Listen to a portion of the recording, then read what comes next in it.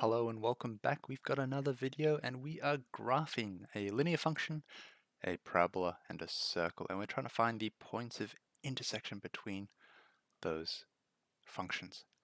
Let me just draw one really quickly. There might be a bit of lag as I draw this. I'll just do it really quickly here.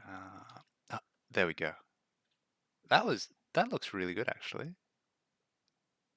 Yeah, good job me. All right, now part one, the line and the circle. So the two equations there are y equals x. Our line is this green line at 45 degrees, and the circle is our red line there. X squared plus y squared equals 1. Another way you could identify the circle is it looks like a circle. So over here we want to find the points of intersection. We've got two equations. I mean, we can see visually what those points of intersection are. Let me use a nice bright green. We've got one just there and just there. It's a bit hard to tell what the exact values are though, unfortunately, just from the graph. And also it says algebraically. Well, this is actually not that bad. If we want to find a point of intersection between two functions, we can use substitution. We could use simultaneous equations. Let's try substitution. So y equals x, let's sub that in. So we could do y squared plus y squared equals 1, or x squared plus x squared equals 1, because y equals x. So if we said x is y, we'd get y squared plus y squared is 1. Or if we said y was x, we'd get x squared plus x squared equals 1. Both of these will give the exact same result. It doesn't really matter which one you pick. Let's just follow this one because I like working with x's. So 2x squared plus 1, let's just get this x by itself. X squared equals 1 on 2. This is an equal sign, by the way, just in case you didn't know. Yep, definitely. We're back here. We're doing x squared equals a half, so we'll square root it. X equals the square root of 1/2, or 1 over 2. We can square root each term individually. Well, we know that's 1. We know this is root 2, but we could also rationalize the denominator. We could say it's root 2 over 2. All of these are equal. It depends on what you feel comfortable with or what your teacher is expecting of you. Big problem. This only has one answer, just here. The problem is there should be another value of x. The reason is when you apply a square root, when you introduce a square root, there are two results. There's the positive and the negative result. So really, the answer should be positive root 2 on 2 and negative root 2 on 2. And those will be the x values of the coordinates. But of course, you need the y values. Remember, of course, this equation up here. So because y does equal x, if we've got the x values, we can say that the points of intersection, the coordinates would be root 2 on 2, comma, root 2 on 2, and negative root 2 on 2, negative root 2 on 2. And those would be the x and y coordinates of each intersection. So that's the line and the circle done. Part 2, the line and the parabola. Well, let's use a nice color to highlight those. Maybe a purple, a pink. We've got the line and the parabola. So we've got one intersection just here. That's at 0, 0. The line and the parabola just up here at 1, 1. We can tell visually what they are. They should be 0, 0 and 1, 1. But we have to do it algebraically. Well, let's write down the equations. Y equals x and y equals x squared. Okay. Again, intersections, we can use substitution, simultaneous equations, etc. Let's use substitution. So if y equals x, I can just sub x into this value just here. So I can say x equals x squared.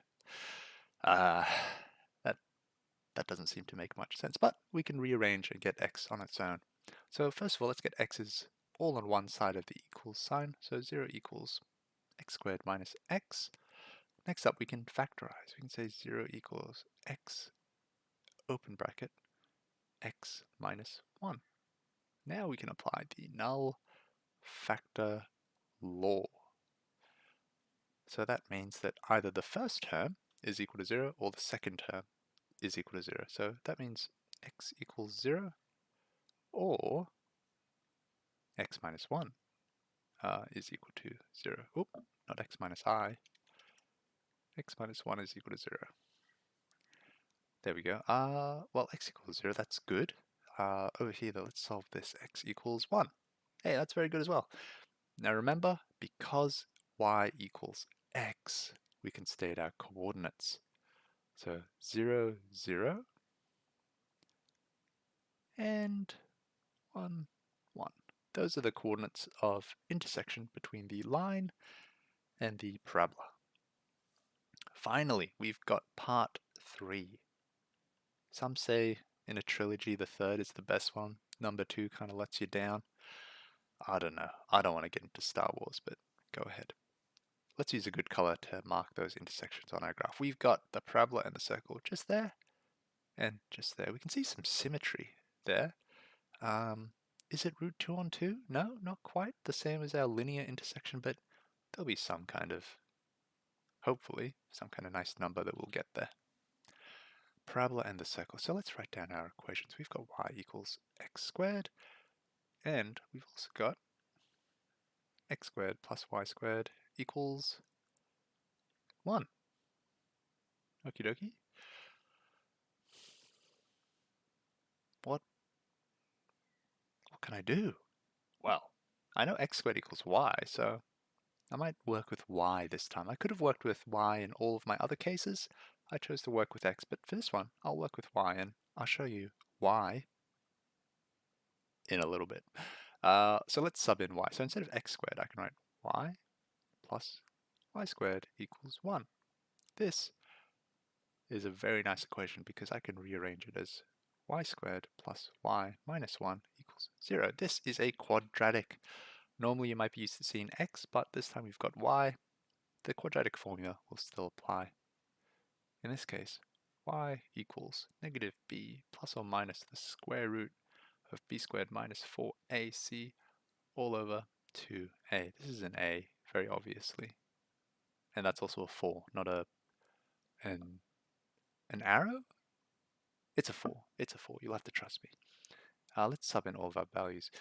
Negative 1 plus or minus the square root of 1 squared minus 4 times 1 times negative 1 all over 2 times 1.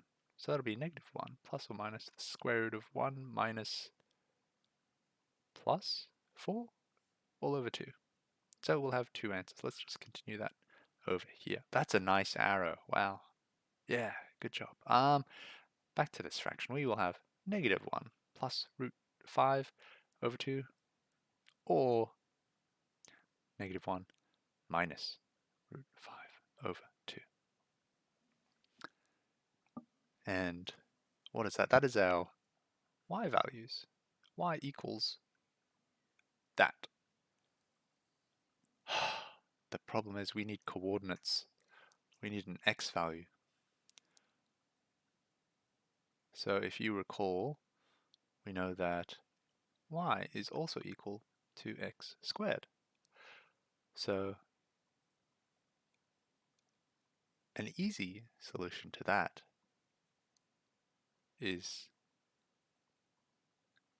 hold up a second. Yeah, an easy solution to that is to say, well, the square root of x, nope, not the square root of x, sorry, the square root of y is equal to x. I just square root both sides and I'll get x. So now, if I want x, it will be the positive and negative versions of y. Now, there is an issue here. With y, there's not two solutions. For y, it's only a single point. It's just here. Because it hits there, and it hits there. It's the same y value. So this is very interesting. I wonder what happens if we try both. Maybe something interesting will happen. So we've got the positive square root of -1 plus root 5 over 2. That will equal x. Or the negative of square root -1 minus root 5 over 2.